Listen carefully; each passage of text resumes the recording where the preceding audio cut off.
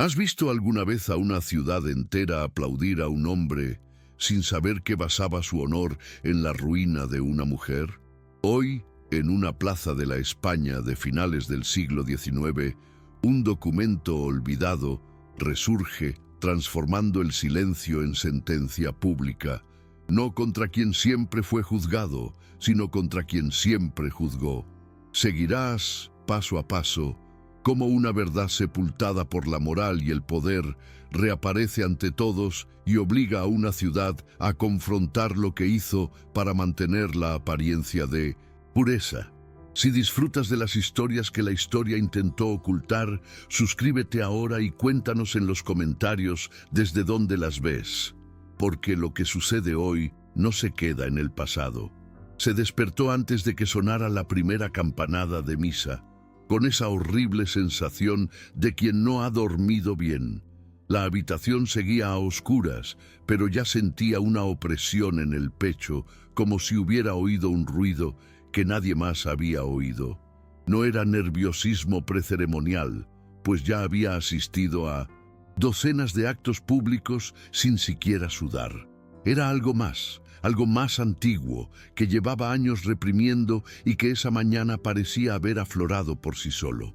Mientras se vestía, notó su propio gesto de ajustarse el cuello de su abrigo oscuro y se detuvo un segundo más mirándose en el espejo.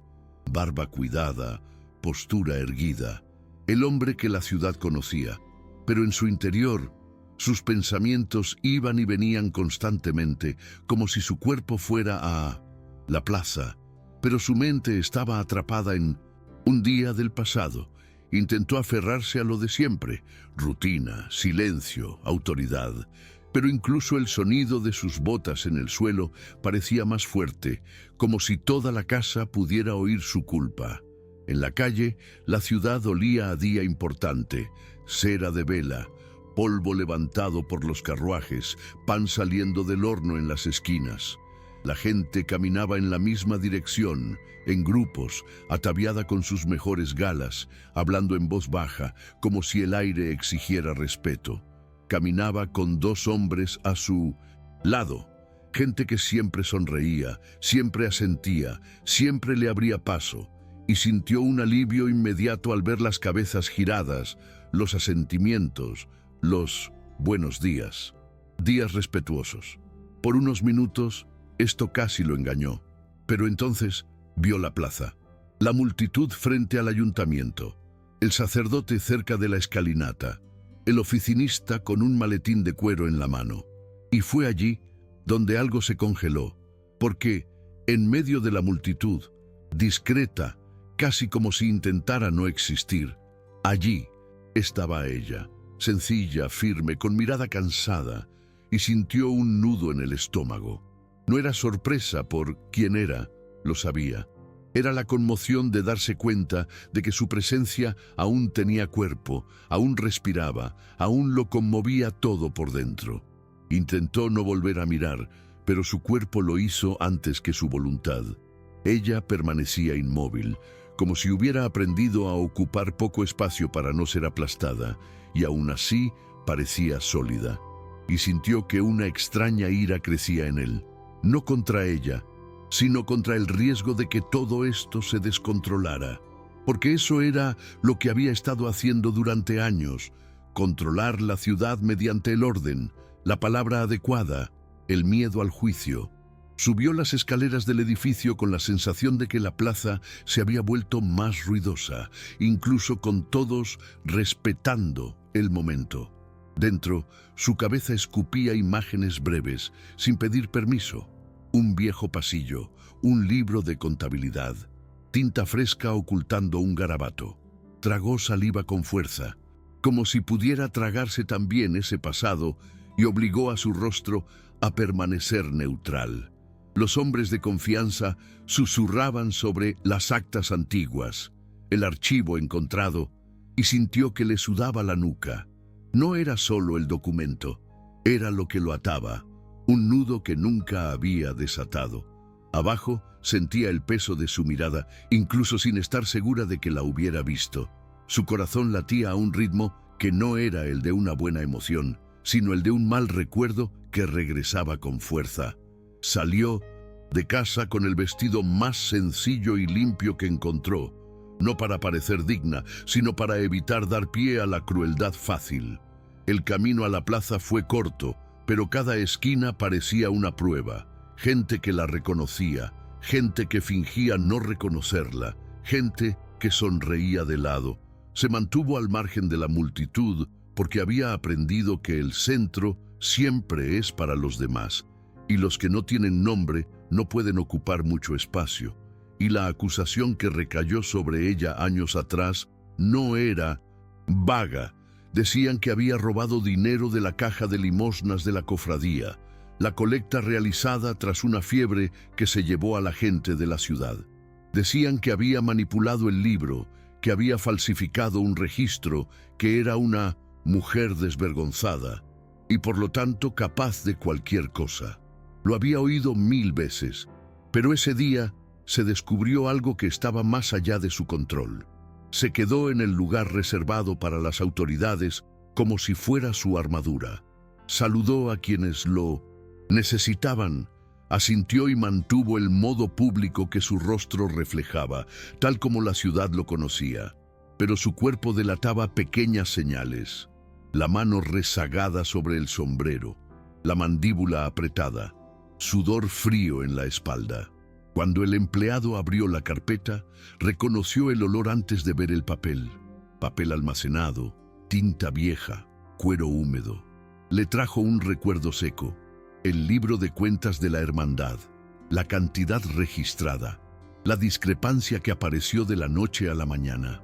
Había visto las cuentas sin cuadrar, había visto el nombre que pusieron como responsable y, lo peor, había aceptado la salida fácil. A su lado, alguien murmuró para controlar al empleado y éste no respondió. Cuando comenzó la lectura, se dio cuenta de que el texto no estaba allí para ser solo un documento. Estaba allí para extraer una verdad con un testigo.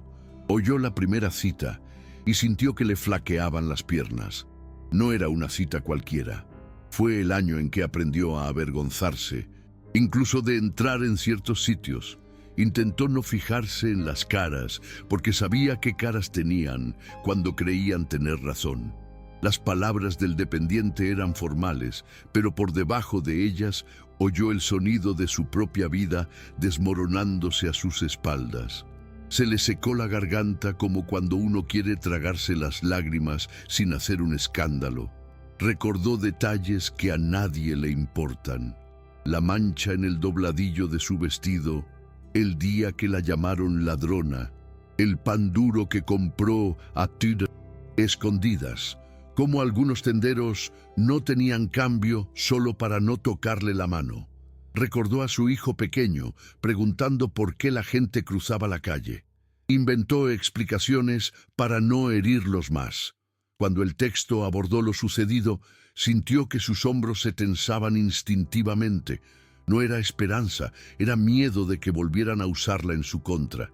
Su rostro permaneció inmóvil, pero por dentro empezó a contar errores como quien cuenta los latidos del corazón. La lectura avanzaba y cada frase acercaba el cuadrado un paso más a la herida que nadie quería tocar. Intentó aferrarse a la vieja idea: se puede interpretar, se puede impugnar, esto se convertirá en chisme. Pero el documento venía con firma, registro y sello. Cuando el secretario citó el libro de la confradía y el nombre del custodio, sintió un escalofrío, porque reconoció su propia manera de proceder: proteger la imagen primero, a las personas después. Recordó el día en que decidió que el orden era más importante que la verdad y cómo se convenció de que era por el bien de todos. Así dormía. Ahora, al oírlo en voz alta delante de todos, comprendió lo frágil que era esa excusa cuando cobraba fuerza y audiencia. Sintió que la multitud cambiaba de actitud. Ya no solo observaban, se veían reflejados en la historia, incluso sin admitirlo. Lo notó con detalle: una mujer que se ponía la mano en el pecho, un hombre que bajaba la mirada, alguien que acercaba a un niño. Escuchó al dependiente y al sintosin Mismo tiempo, recordó todo lo que había perdido sin poder defenderse, su trabajo, su techo, incluso el valor para pedir ayuda. Hubo un tiempo en que pensó que lo peor era la pobreza. No lo era. Era ser tratada como una mancha. Cuando el documento tocó el punto que vinculaba su nombre con la colección desaparecida, la invadió una vergüenza ardiente. No se trataba de lo que había hecho, porque sabía lo que hizo y lo que no hizo, sino de la vergüenza de haber sido obligada a vivir como culpable. Y, todavía temblando, decidió quedarse, porque ese día no tenía nada que perder, salvo el silencio que ya la había herido demasiado. El empleado llegó a un punto en que el texto dejó de ser un simple registro para convertirse en una fría acusación, aunque con hechos. Oyó su propio apellido allí, no como un cumplido, sino como un engranaje de una máquina que había aplastado a alguien. Se le hizo un nudo en la garganta, como si su cuerpo intentara bloquear el aire. Miró a sus aliados y vio ojos, calculando la salida, desacreditando, culpando a un muerto, llamándolo ataque, y comprendió, con disgusto, que gracias a gente así se había mantenido fuerte, hombres que llamaban al miedo honor. El documento describía la diferencia de dinero, la reunión a puerta cerrada y la decisión de señalar a la criada para zanjar el asunto. Y entonces llegó lo que más temía, el pasaje que indicaba que estaba presente y aceptaba el curso de acción. No fue casualidad, fue una elección. A su lado, el aire se volvió denso, como si alguien hubiera cerrado una puerta invisible en la plaza. Oyó su nombre pronunciado con esa formalidad y sintió un nudo en el estómago. Conocía el sonido del juicio. Empieza en silencio y se convierte en una certeza fabricada. Solo que esta vez el susurro vino acompañado de duda, y la duda para ella era casi un milagro, porque nadie dudaba de ella cuando se trataba de ella. Vio a una joven mirar a su madre como si preguntara sin decir palabra. ¿Así que la acusaron de nada? Vio a un hombre rascarse la nuca, incómodo. Pensó en su hijo, ahora mayor, y en cómo había aprendido desde pequeño a comportarse con discreción en público. Y tuvo una dura revelación. Ni siquiera con la verdad recuperaría el tiempo, pero tal vez recuperaría el derecho a existir sin que la señalaran.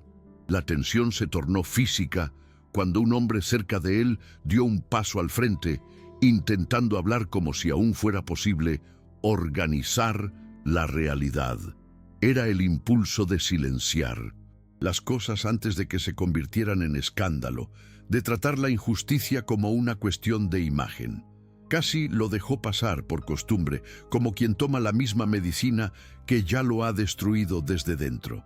Pero el secretario, firme, dijo que la lectura era una orden del archivo y que había testigos. El sacerdote levantó la mano pidiéndole que continuara. La plaza contuvo la respiración. Y en ese instante recordó un detalle que siempre había evitado recordar. La noche en que firmó un despacho diciendo que debía ser expulsada para preservar la moral, porque había visto movimiento en la caja fuerte de la hermandad y podía hablar.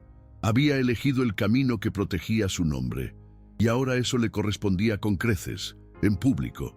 La lectura llegó a un pasaje donde la describían con frialdad, casi como objeto de un proceso legal, y le ardía el pecho. Era extraño oír su propio dolor en una voz oficial, como si lo hubieran archivado en un cajón y lo hubieran olvidado. Recordaba esa época a través de pequeñas cosas crueles, puertas que se cerraban, el mercado que le negaba crédito, la gente que cruzaba la calle. El documento hablaba de conducta y reputación, y sintió una revuelta silenciosa porque esas palabras se usaban para aplastarla sin pruebas. Se aferró a la correa del bolso hasta que le dolió, y cuando volvieron a mencionar la caja de limosnas, su mente regresó a la imagen concreta, la tapa de madera, el tintineo de las monedas, el día que juraron que la habían visto hurgando allí, una mentira repetida hasta convertirse en verdad. Miró en su dirección, no para suplicar, solo para ver, y su mirada decía una simple cosa: deja de mentir. Cuando el dependiente llegó a la última parte, quedó claro que incluso los más lejanos presentían que algo definitivo se avecinaba. El silencio se volvió tan denso que podía oír latirle la sangre en los oídos. El texto relacionaba lo sucedido con su decisión, afirmando inequívocamente que el dinero no había desaparecido por descuido. Se había producido una retirada no autorizada, autorizada por alguien de su círculo, y la culpa recaía sobre ella para encubrir el escándalo. Recorrió con la mirada la plaza y vio a quienes lo idolatraban con la boca abierta. Vio a los astutos calculando si era mejor defenderlo o abandonarlo. La vergüenza no era agradable, era cruda, porque lo estaban viendo en toda su plenitud. Y entonces comprendió algo que lo desgarró profundamente. Acabar con todo ya había sucedido, pero en su vida, lejos de los focos. El empleado terminó y cerró lentamente el periódico. La ciudad aguardaba, como si el siguiente sonido tuviera que ser el suyo. Sintió que se abría un agujero en el tiempo. Su cuerpo quería hablar, pero desconfiaba de su voz. Siempre la habían usado en su contra. Así que hizo un pequeño gesto, muy real, casi sin pensar. Se apartó del borde y levantó la mano.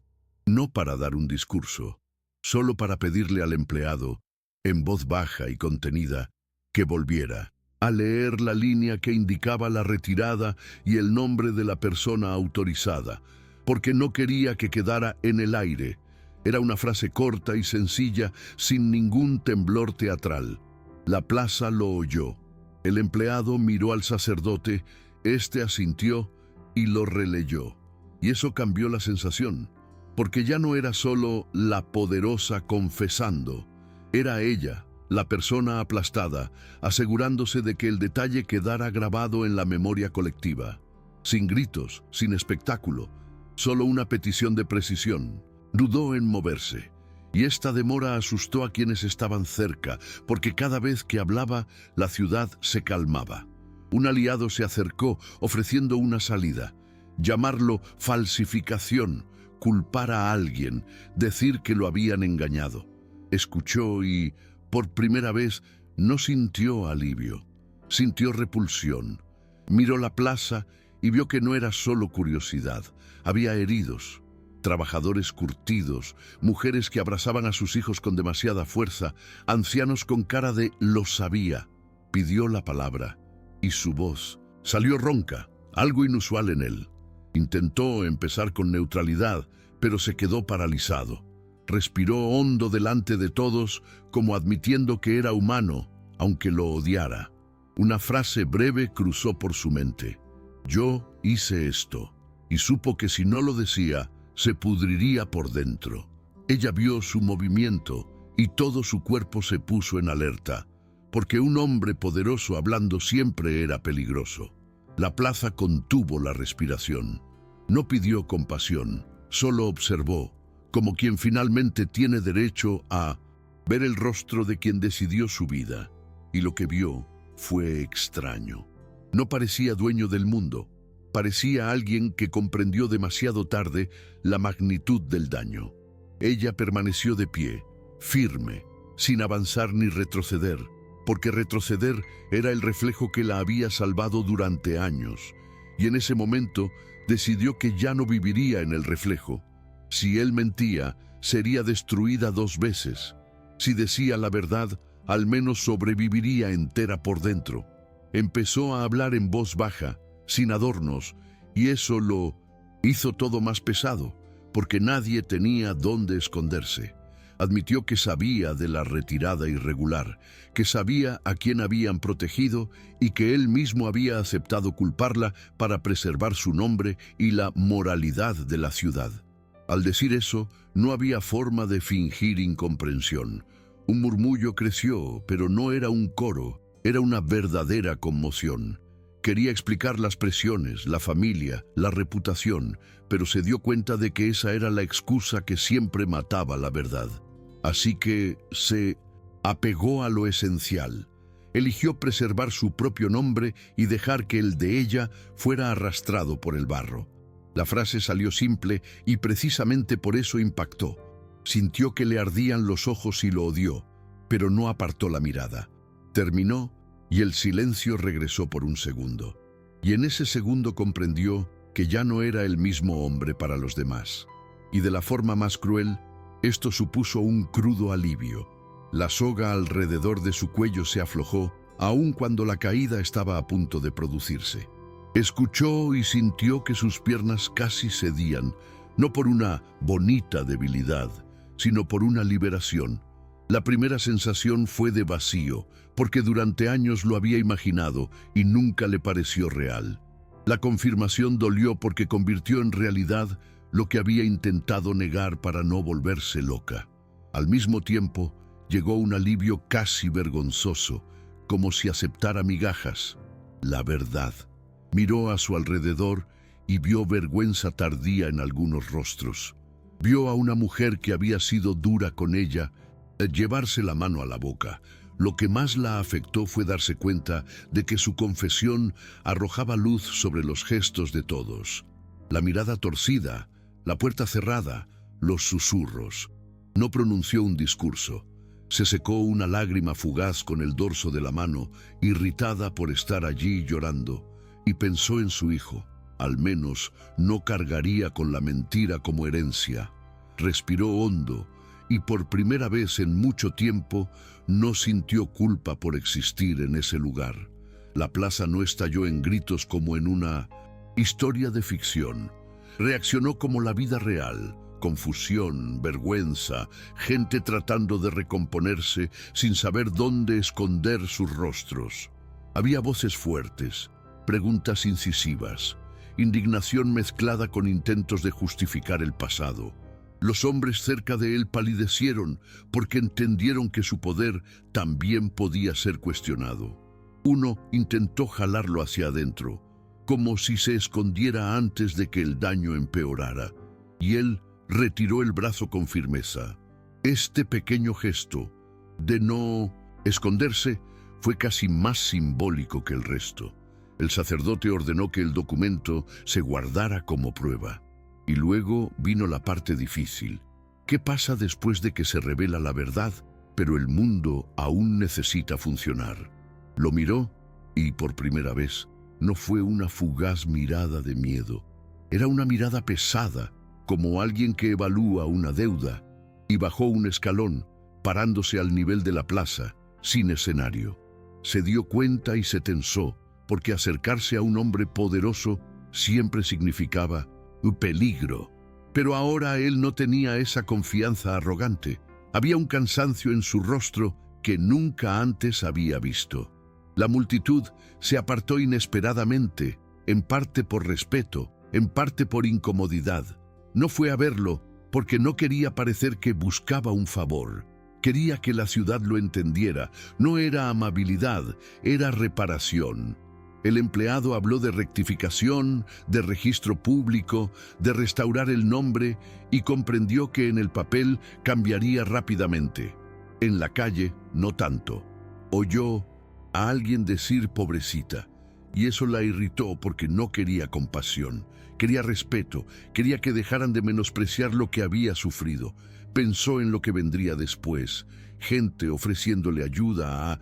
Parecía bien que la gente fingiera que siempre la había apoyado, y recordó, más tarde tendría que volver a casa y cocinar. La vida no espera la catarsis, pero ahora volvería distinta, porque el peso se había quebrado abiertamente en público. Tras el acto, nadie supo cómo dispersarse adecuadamente. La gente formó grupos, susurrando, intentando comprender lo que habían visto. Se quedó unos minutos más, sintiendo cómo las miradas cambiaban de tono. Antes era reverencia, ahora apreciación. Una persona influyente le ofreció una salida limpia, sugiriendo que dijera que lo habían presionado, que lo habían manipulado. Escuchó y sintió repulsión, como si hubiera descubierto demasiado tarde que había vivido rodeado de veneno. Lo negó con un breve gesto y comprendió. Su poder provenía de una red. Ahora que la había cortado, caería y tratarían de seguir adelante sin él, como si fuera el único culpable. Quiso gritar que no era solo él, que muchos lo sabían y participaban, pero reprimió ese impulso porque sería solo otra vía de escape. La consecuencia llegó en pequeñas señales. Nadie se apartó. Las manos que antes eran amistosas permanecieron en los bolsillos. Algunos saludos se convirtieron en silencio, y un pensamiento humano lo asaltó. Eso es lo que sentía todos los días, solo que sin haber hecho nada. Eso se había convertido en un castigo sin tribunal. No la rodeaban aplausos, y eso hacía que todo fuera más real. Algunas personas se acercaban con cautela, y se dio cuenta de que algunos estaban allí más por culpa que por solidaridad. Hubo disculpas silenciosas, casi inaudibles, y no tenía una respuesta preparada. Una señora le ofreció un pañuelo, y lo aceptó cortésmente, pero pensó en cuántas veces había necesitado ese gesto y no lo había recibido. Vio susurros, señalamientos, y le dolió porque su vida seguía siendo tema de conversación. Aún así, notó algo nuevo. Miradas que antes eran de desprecio, ahora eran vergüenza. Y la vergüenza, ahí, fue el comienzo del cambio. Salió de la plaza sin prisa. En el camino sintió el sol en la cara y se dio cuenta de que temblaba de ansiedad. Pensó en su hijo y en cómo se lo diría. Sin palabras, solo la simple verdad. Y pensó en lo que no cambiaría: el pan, el trabajo, el miedo a la escasez. La justicia social no se convierte en comida de la noche a la mañana, pero una cosa cambió. Ya no necesitaba bajar la mirada para pasar por cualquier calle. Regresó a su oficina más despacio. El pasillo aún olía a papel y madera, pero ya no era control, era pasado acumulado.